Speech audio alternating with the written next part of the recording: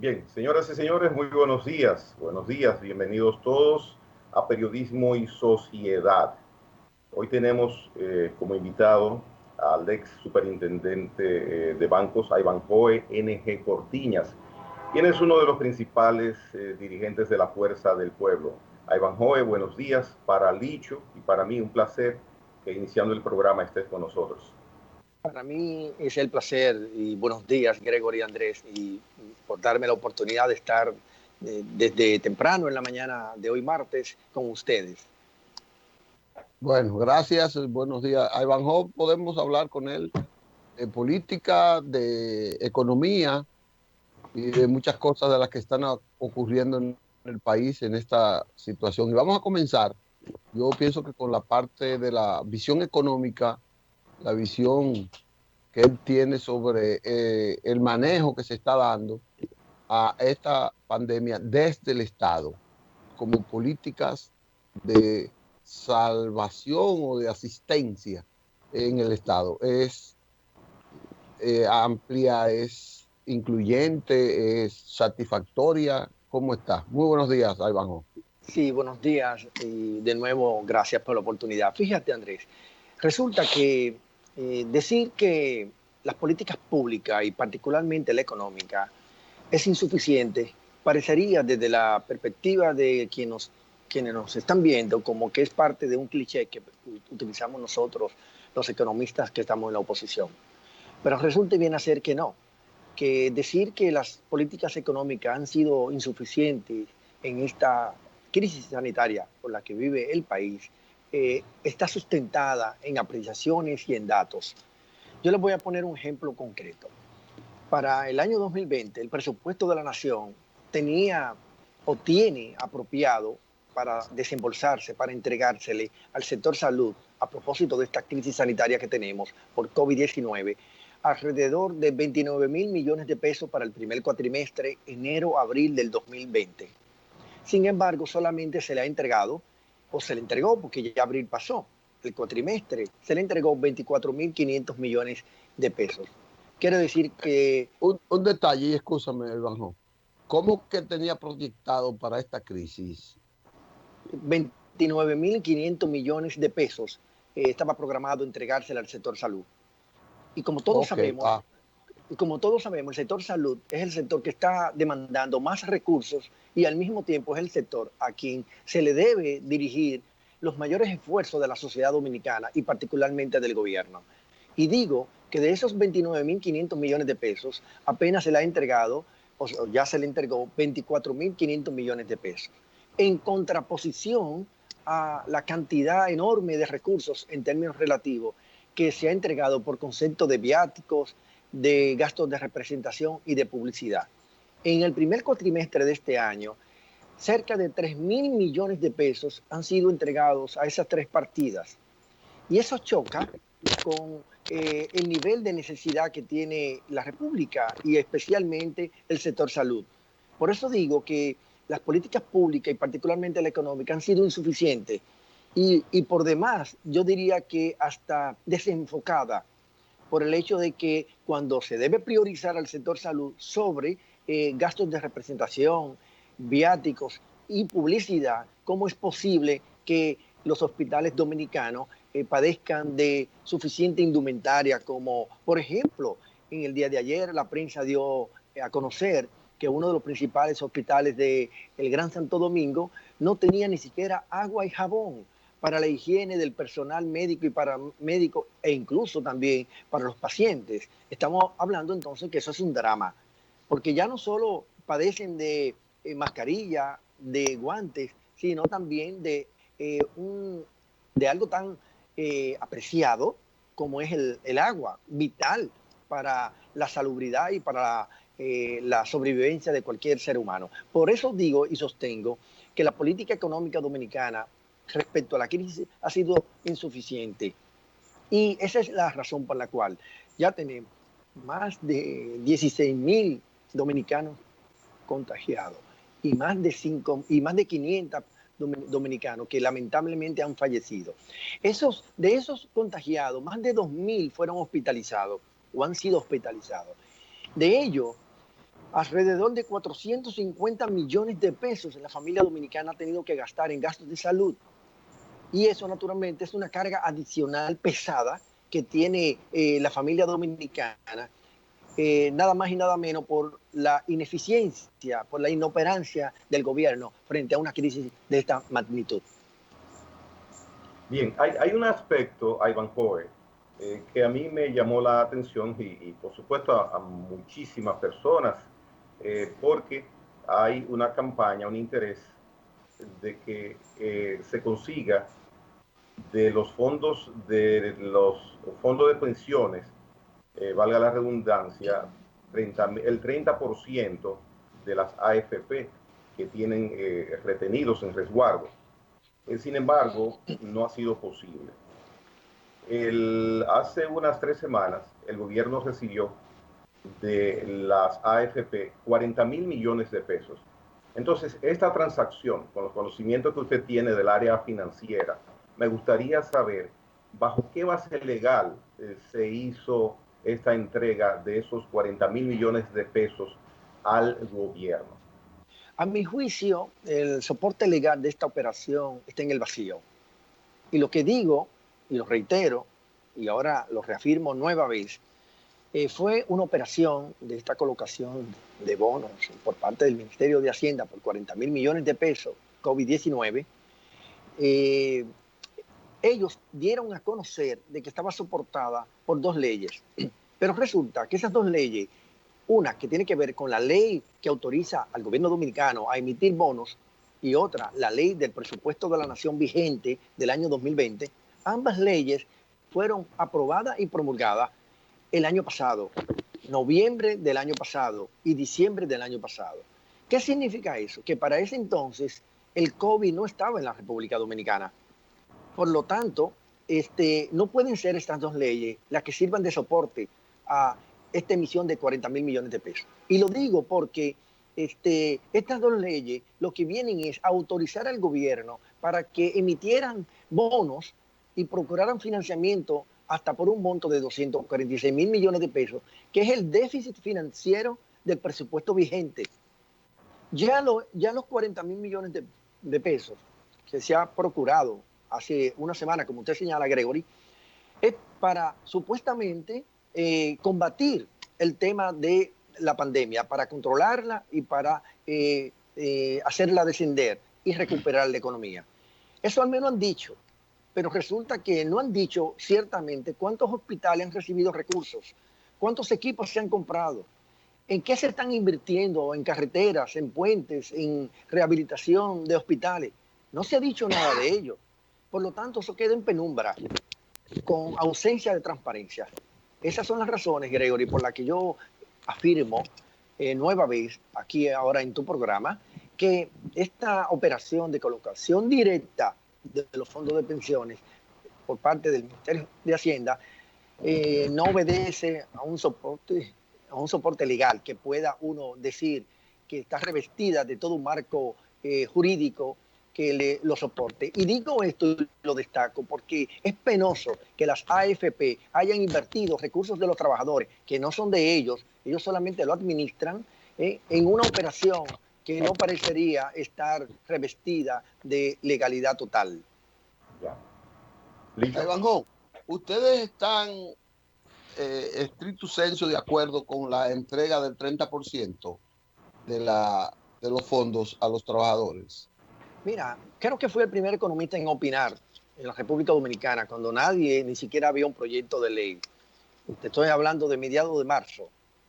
En los días en que se decretó la emergencia nacional, dije que con un 9% era suficiente. Y lo planteaba porque el 9% equivale a 2 meses del valor de la canasta básica familiar del quintil número 1, que son 14.500 pesos. Ese era mi fundamento. Eso equivale a alrededor de unos 29.000 pesos que se le estarían entregando a aquellos trabajadores que quisieran o necesitaren de recursos para poder tener sobrevivencia en este confinamiento obligatorio que han decretado las autoridades. Lo del 30% resulta que son las autoridades que dicen que si esos recursos se le entregaban a los trabajadores en forma anticipada, iba a provocar inestabilidad cambiaria, de precios.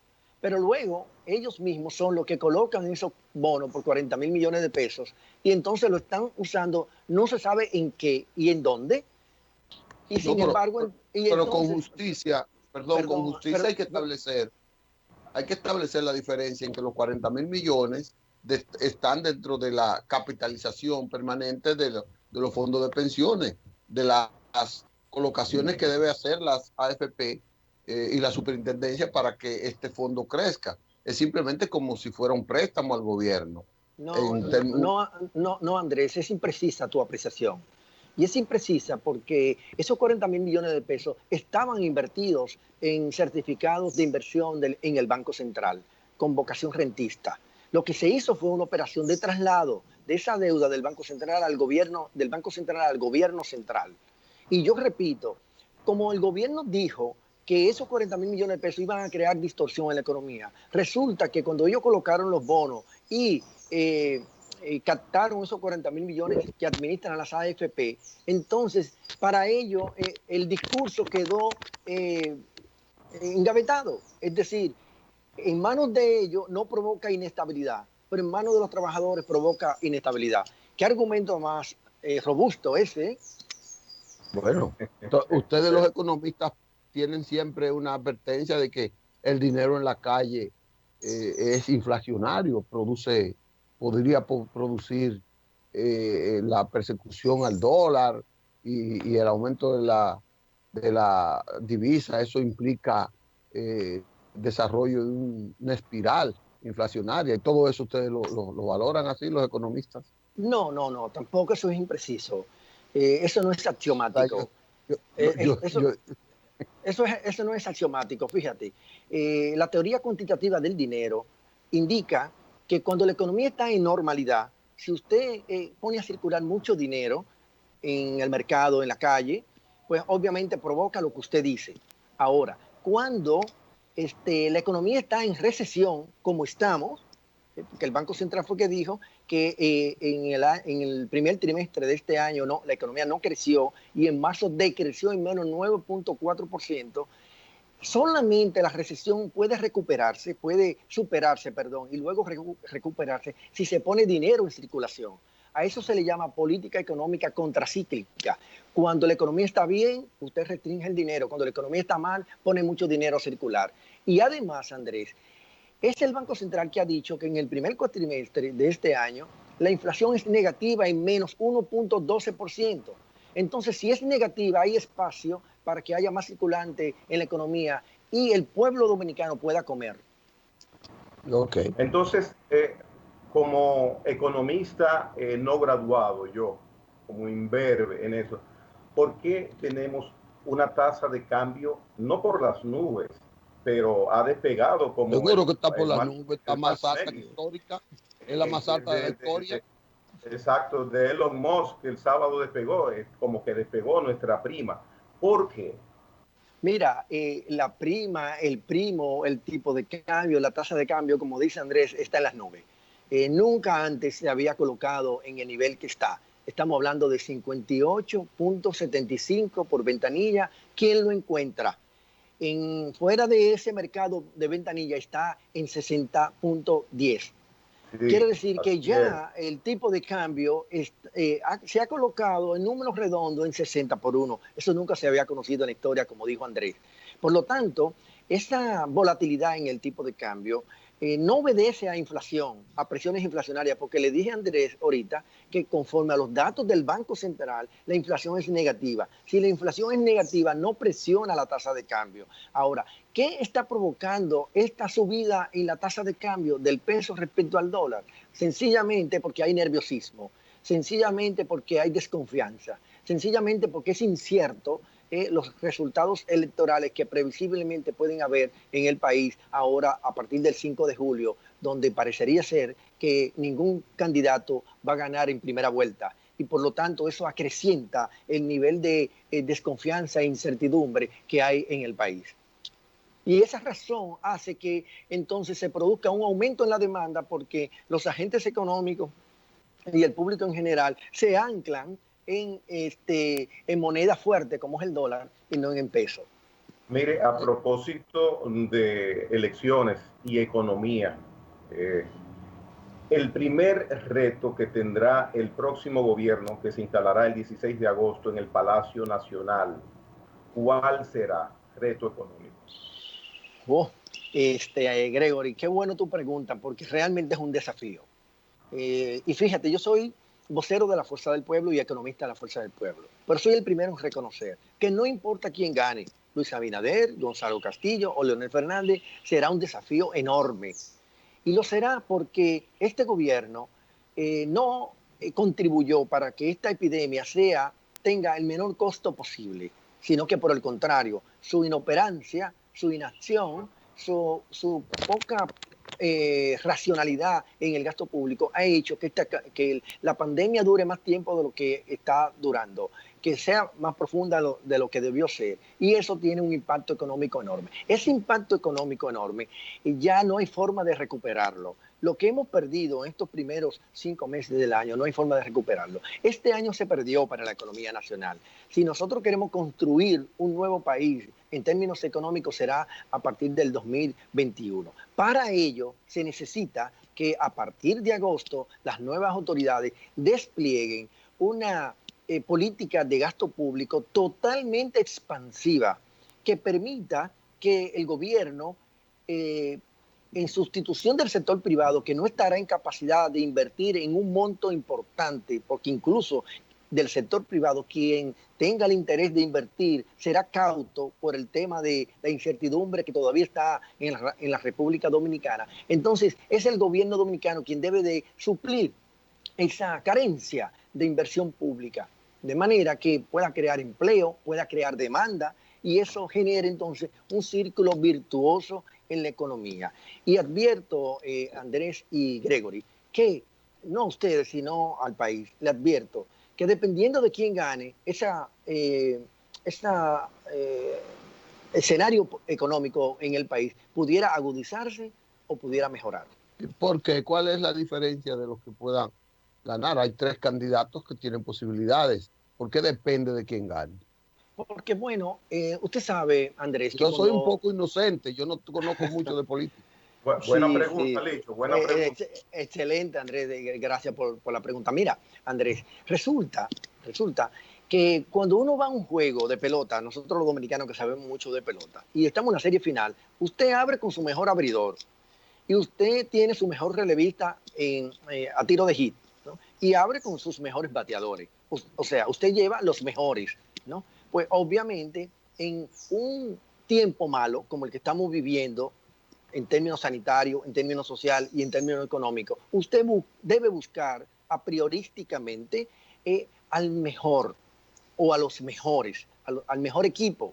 Y ese mejor equipo y ese mejor candidato es quien ha demostrado tener la mayor capacidad, que ha superado crisis del pasado, como la del huracán George en el 98, como la crisis bancaria del 2004, como la crisis financiera de Estados Unidos del 2008 y como los altos precios del petróleo que continuaron en los años siguientes. Y ese es Leonel Fernández. Por lo tanto, Andrés y Gregory, en tiempos malos se necesitan de buenos gobernantes.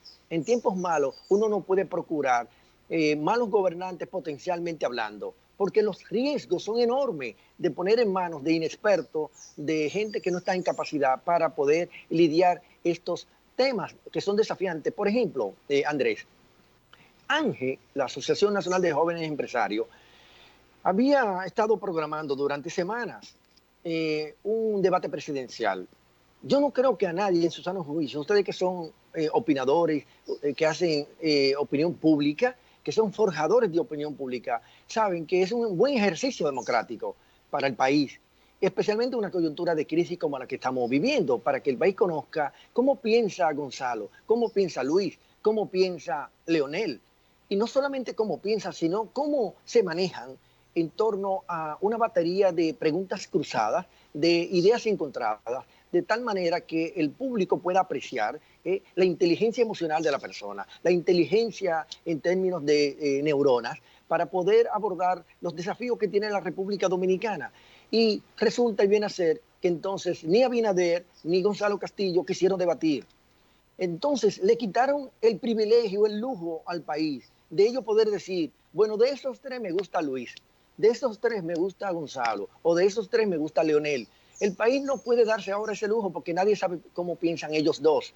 Porque hacer una nota de prensa la puede hacer usted, Andrés, la puedo hacer yo, la puedo hacer Gregory. Ahora, ir a un debate presidencial no puede mandar a otro. Incluso Gonzalo Castillo trató de mandar a alguien a la Cámara Americana de Comercio y le dijeron que no, porque no es al otro que quieren escuchar, es a el candidato a quien aspira a dirigir los destinos del país. Y por eso es lamentable. Siendo justo, Luis es el primero que está pidiendo el debate. El debate no se da porque el PLD y el gobierno, el candidato oficialista, no acepta ir al debate. Pero hay que ser justo que Leonel Fernández y Luis están de acuerdo con el debate. Pero yo quiero hacerle una pregunta sobre, bueno, las bondades de Leonel, la capacidad de Leonel, pero todas las encuestas dan a Leonel como que el pueblo no le valora esa capacidad y esa sapiencia, lo tienen por debajo del 15%, todos los sondeos. ¿Por qué es eso? Mira, Andrés, resulta que fue una salida de Luis, el decir que está dispuesto a ir al debate, pero que como Gonzalo Castillo dijo que no, él no va al debate. Lo que pasa es que él sabía que Gonzalo Castillo iba a decir que no, porque todo el mundo sabemos que él no comunica, no articula. Entonces, Luis sabe que no puede debatir con Leonel Fernández. Olvidamos que, ¿cómo le llamó? ¿Cómo no? ¿Hoy por qué no? Perdón, porque Hipólito me dijo, Hipólito Mejía, no Iván ONG, fue que le dijo que él era una Toyota. Entonces, no. Como es Hipólito, sí, Hipólito Mejía dijo eso, ¿cómo no? Lo dijo más de una vez. Usted lo sabe, Andrés, y lo sabe Gregory. ¿Qué fue lo que Hipólito dijo? No escuché bien. Que Luis Abinader era una Toyota. Entonces, si Luis Abinader era una Toyota, dijo Hipólito Mejía, es porque él entiende que no tiene las luces. Y la mejor demostración fue que no quiso ir al debate. ¿Y por qué el pueblo lo tiene encabezando las encuestas con 50, 55, 40? ¿Por qué si la gente lo... Depende del sastre donde haya ido. Si fue al sastre de Luis Abinader, le da 52, 54. Si fue al sastre de Gonzalo Castillo, le pone también que te empate, ¿no? Y entonces, como ambos están interesados en poner a Leonel en un tercer lugar... Leonel no tiene sastre. Porque a eso le voy a decir, ahora le voy a hablar. Resulta que en el programa, en el canal donde ustedes están, hace apenas media hora hicieron un sondeo. ¿Y quién quedó en primer lugar? En ese sondeo que no desastrería a Leonel Fernández. Porque resulta y viene a ser que si bien es cierto que Luis Abinader está bien posicionado, yo lo creo. Es más, yo creo que está en primer lugar. Fíjate, Andrés, yo creo que está en primer lugar. Ahora, a Luis le conviene competir con Gonzalo, porque Gonzalo no tiene las cualidades para competir con él. Y por eso que pone en sus encuestas de sastrería, pone a Leonel en tercero. Gonzalo, que tampoco tiene condiciones para debatir y competir con Luis, quiere agenciarse los votos de Leonel y pone a Leonel en tercer lugar como para deprimir a los leonelistas. Y de ahí que el común denominador de Gonzalo y de Luis es poner a Leonel en tercer lugar. Pero Leonel en las encuestas de trabajo de nosotros, no las que se publican, lo colocan en un firme segundo lugar, en una franja que va de 29 a 32%, dependiendo de la fecha en que se haya aplicado. De todas maneras, el 5 de julio está cerca. No hay que hacer mucho ejercicio. Ustedes son muy duros con Gonzalo. Ustedes no le ven ninguna capacidad de gobernar a Gonzalo. ¿Ustedes creen que Gonzalo? Porque no nos ha dado la oportunidad de apreciársela. Yo soy el primero en reconocer, yo estoy reconociendo que Luis Abinader tiene determinadas luces, pero Gonzalo no me ha dado la oportunidad de yo apreciársela. Ojalá él vaya a un debate y vaya a entrevistas, no a guiones, que yo pueda decir, pero mira, la persona tiene talento, aunque no me gusta, porque es también de gusto y preferencia, pero reconozco que tiene determinadas cualidades, pero el país no lo sabe. A lo mejor tiene mucha, pero la tiene escondida.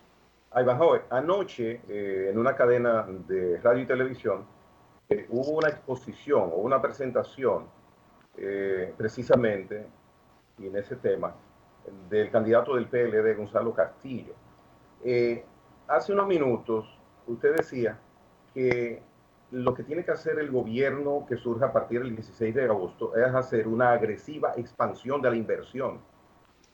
Anoche, precisamente, en la exposición que hizo Castillo, él hablaba que para dinamizar la economía, que este año verdaderamente iba a quedar en cero, y a partir del 21, en un gobierno de él, se esperaba que se alcanzara un 8% de crecimiento, para empezar a remover la inercia y el cierre prácticamente total que ha habido durante 2 meses en muchos sectores de la economía nacional.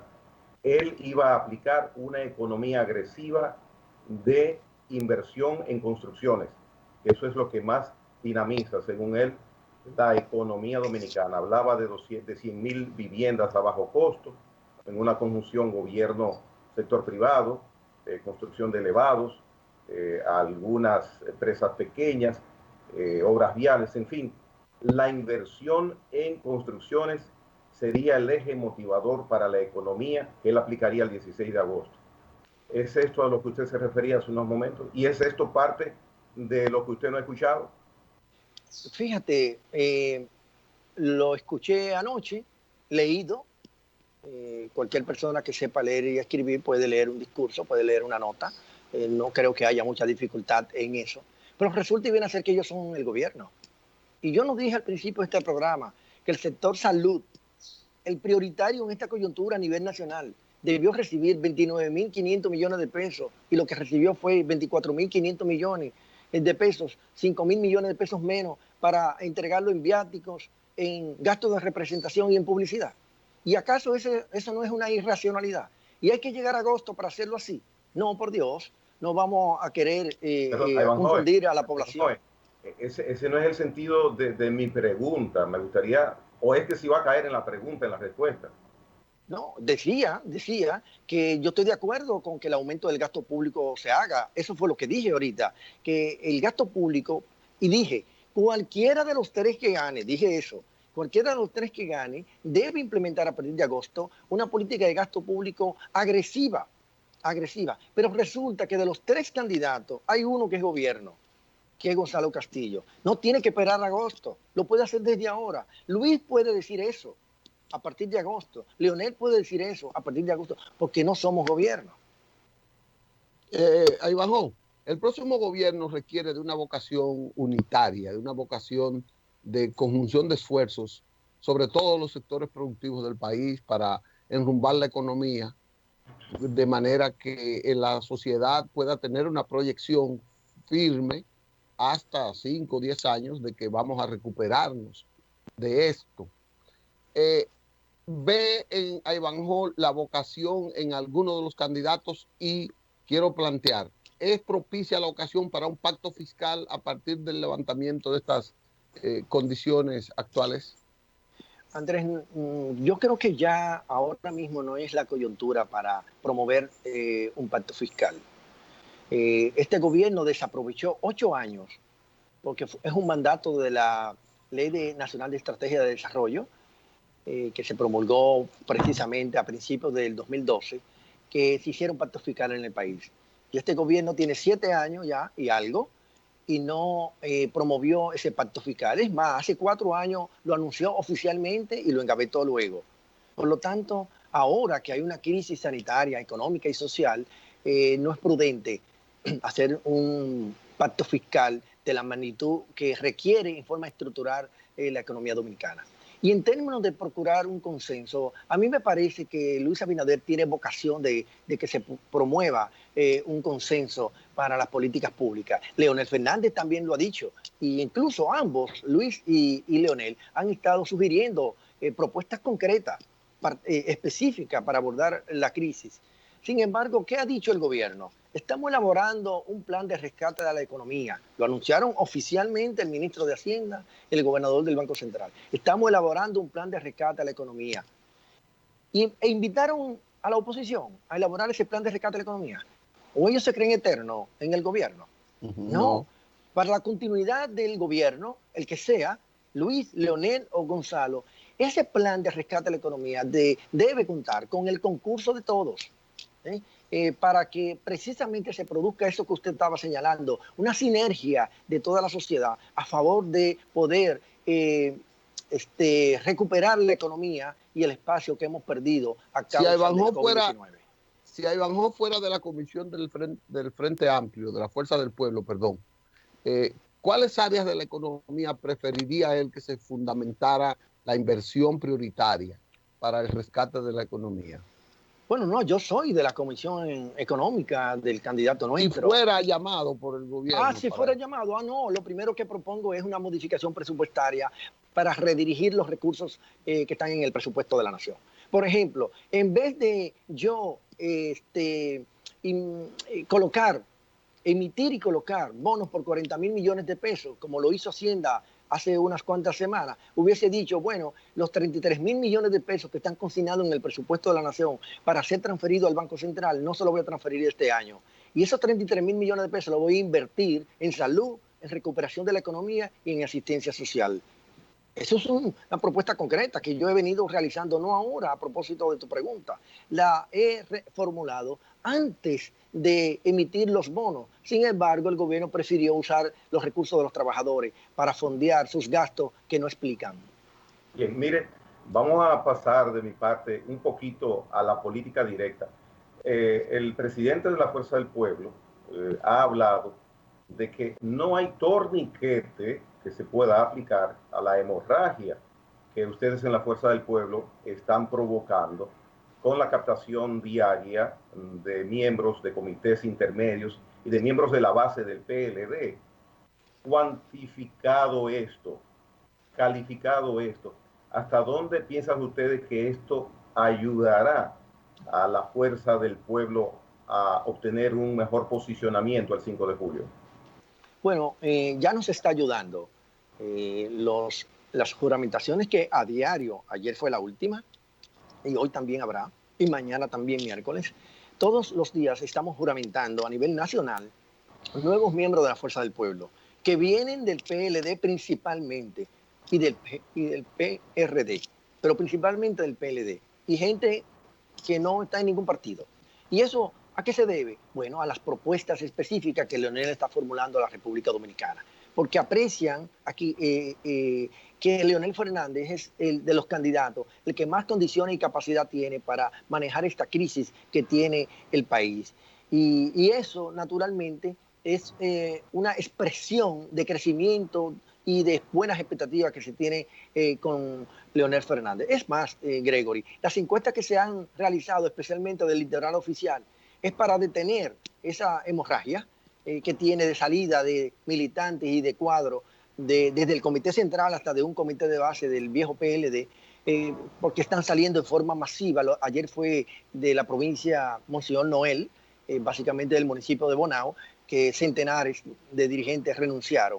Y mañana será de Santo Domingo Norte. Por lo tanto, estamos hablando de que hay una sangría de dirigentes desde el PLD hacia la Fuerza del Pueblo. Y por eso hacen estas encuestas sastrería para levantarle el ánimo a los militantes del PLD que están deprimidos. Fíjate, Gregory y Andrés, ¿usted ha visto algún dirigente del PLD de importancia promoviendo la candidatura de Gonzalo Castillo? En el equipo económico que Eso me extrañó mucho ayer, que no veo esa estructura. No, porque no creen... no creen que es el político. Exacto. No creen en ese candidato. Ellos están conscientes que fue un candidato impuesto el 6 de octubre del año pasado. Además, pero ellos pueden decirle que no al presidente Danilo Medina. Porque que Danilo Medina... Le dicen que sí, le dicen que sí. Si usted va como comunicador y le pregunta con qué dirigente del comité político, le dirá que lo apoyan. Pero no están en la televisión como estoy yo con ustedes ahora mismo, ustedes entrevistándome y preguntándome lo que ustedes quieran, ¿no? Y yo respondiendo de acuerdo a mi conocimiento y entender, ¿no? Entonces, fíjense que esos dirigentes no están saliendo a defender. Es más, ayer, en forma masiva en todos los medios de comunicación, en espacio pagado, se comunicó el equipo económico que conformó el candidato del partido oficial. Díganme ustedes que son comunicadores, ¿qué economista del PLD había ahí? No había uno. Bueno, quizás quiere desvincularse del PLD, porque si algo quiere salir del país es del PLD. Entonces que renuncie, como hizo Leonel. Leonel eso fue lo que hizo, renunció, porque ese partido colgó los hábitos de Don Juan. Entonces, si hace lo que hizo Leonel, pues bienvenido, lo apoyamos. Qué bueno. Pero no parecería ser eso su conducta. Mire, dentro de la política de acercamiento con miras a un posible gobierno de la Fuerza del Pueblo, el doctor Leonel Fernández ha presentado algo para mí novedoso. No lo he entendido mucho, quizás por la situación que estamos ahora, no ha sido explayado tan ampliamente, a menos que uno vaya a la página donde indica que puede conseguir todos los datos. Me refiero a lo siguiente, es un concurso de emprendedores que tiene la Fuerza del Pueblo y que ha presentado el doctor Fernández. Sucintamente, ¿qué es esto?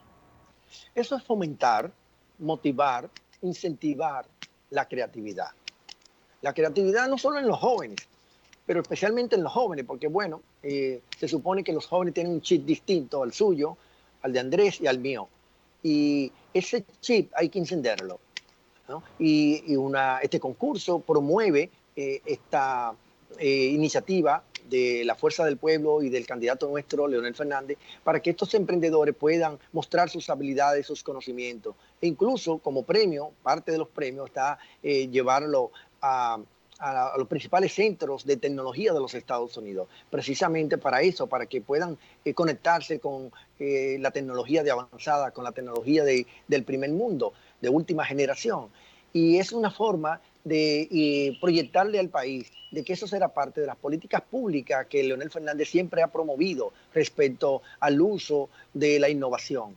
Recordemos que cuando Leonel Fernández llegó al gobierno, el sector público estaba en la época paleolítica en términos de la tecnología. Sin embargo, con Leonel, todas las instituciones públicas fueron modernizadas, tanto en sus procesos como en la vinculación con el público. Y eso naturalmente hay que agradecérselo a esa política de innovación, ¿no? De emprendedurismo público, porque eso fue un emprendedurismo público. Ahora Leonel está con este concurso promoviendo el emprendedurismo privado.